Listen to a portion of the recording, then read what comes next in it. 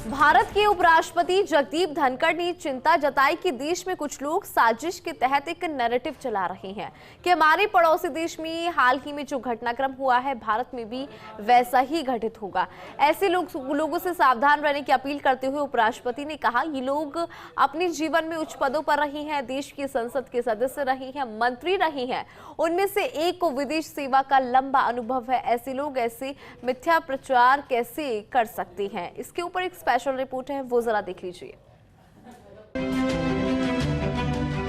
जोधपुर में Rajasthan high court की platinum jubilee के अवसर पर एक कार्यक्रम आयोजित हुआ, जिसमें देश भर से आए न्यायाधीशों और वकीलों को उपराष्ट्रपति जगदीप धनखड़ ने संबोधित किया और चेताया कि राष्ट्र विरोधी ताकतें वैधता प्राप्त करने के लिए संवैधानिक संस्थानों को प्लेटफॉर्म के रूप में प्रयोग कर रही हैं।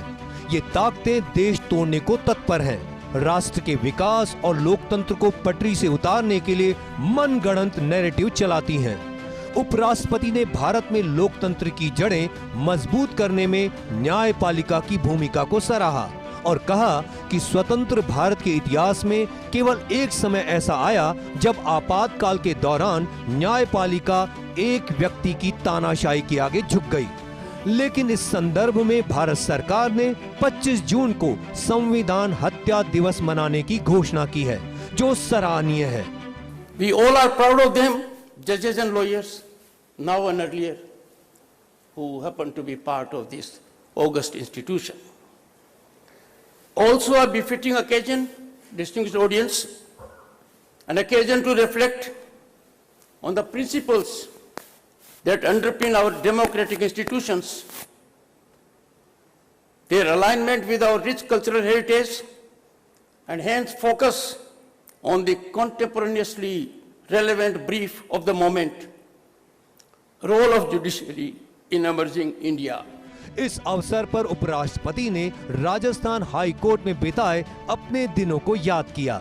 उन्होंने कहा कि उन्हें गर्व है कि यह कोर्ट उन 9 हाई कोर्ट में शामिल है जिन्होंने इंदिरा गांधी द्वारा लगाए आपातकाल के बावजूद निर्णय दिया कि आपातकाल में भी व्यक्ति को बिना वजह गिरफ्तार नहीं किया जा सकता।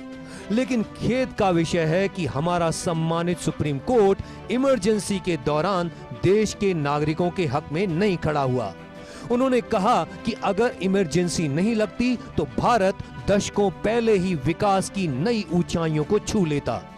Distinguished audience, Bharat, home to 1/6 of humanity, has rich judicial traditions rooted deeply in our cultural and spiritual heritage, spanning thousands of years. Judicial system of a nation and its functionality define its democratic vibrancy. An independent, robust justice system is quite essential to any shape of governance, as this is lifeline of life as such. ये राजस्थान उच्च न्यायालय है जिसका इतिहास संवैधानिक अधिकारों की रक्षा के मामले में इतिहास में हमेशा याद रहेगा। आप में से अनेक लोगों को याद होगा, हमारे बहुत छोटे छोटे फंडामेंटल राइट्स है, इजमेटरी राइट्स है।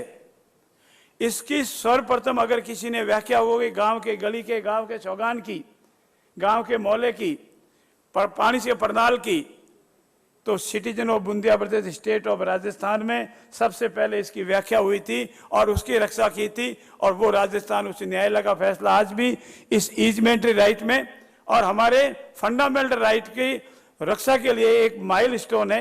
ऐसे अनेक जजमेंट्स हैं जिन्होंने माननीय राजस्थान उच्च न्यायालय के दिए हुए निर्णय को माननीय सर्वोच्च न्यायालय और विभिन्न उच्च न्यायालयों ने भी माना है। Our nation stands at the cusp of tremendous change and growth, and the judiciary plays a pivotal role in shaping our journey towards becoming a robust, inclusive, and a just society. The judiciary in India has had a rich legacy dating back to the ancient times, evolving through the colonial era and emerging as a powerful pillar of the democracy post-independence. I believe in continuous movement forward in the struggle, and I'm sure wherever there have been struggles, success is bound to be there. and there will be, with all of you along with me, I'm sure our endeavor is to make judiciary a vibrant, effective and working judiciary. अपने संबोधन में उपराष्ट्रपति जगदीप धनखड़ ने कहा कि संविधान में सभी अंगों के कार्यक्षेत्र का स्पष्ट बंटवारा है और शक्तियों के इस पृथक्करण का सबके द्वारा सम्मान किया जाना चाहिए। कार्यक्रम को सुप्रीम कोर्ट के न्यायाधीश justice AG Masih, justice Sandeep Mehta, Rajasthan high court के मुख्य न्यायाधीश जस्टिस एमएम श्रीवास्तव, प्रदेश के कानून मंत्री जोगाराम पटेल ने भी संबोधित किया। उन्होंने कहा कि हम सभी का यह प्रयास होना चाहिए कि पीड़ित व्यक्ति को सहज सुलभ न्याय मिले। इस अवसर पर केंद्र सरकार के solicitor general Tushar Mehta, bar council of India के अध्यक्ष Manan Kumar Mishra, bar council of Rajasthan के अध्यक्ष भुवनेश शर्मा ने भी संबोधित किया। Shiv Prakash Purohit, first India news, Jodhpur.